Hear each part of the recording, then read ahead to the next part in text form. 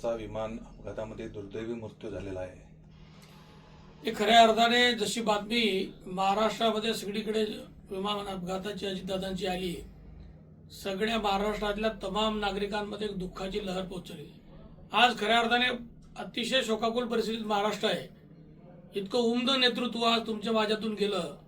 राजकीय कार्यक्रमासाठी निघालेलं खूप वेळ समर्पण, राजकारणातला प्रत्येक स्वतःच्या आयुष्यातला प्रत्येक मिनिट राजकारणासाठी सर्वसामान्यांसाठी समर्पित केलेला हा असा नेता आज तुमच्या माझ्यातून जातोय।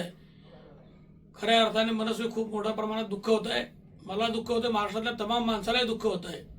माझ्या जीवनाच्या राजकारणामध्ये मी विधानसभेत जेव्हा निवडून आलो, त्या विधानसभेत अपक्ष निवडणूक लढताना खऱ्या अर्थाने राष्ट्रवादीने मला जो पाठिंबा दिला त्याच्यामध्ये अजितदादांचा मोलाचा वाटा होता। म्हणजे माझ्या राजकीय करिअर विधानसभेच्या करिअरची सुरुवातीला त्यांनी खूप मोठे मला मदत 2019ला केलेली आहे।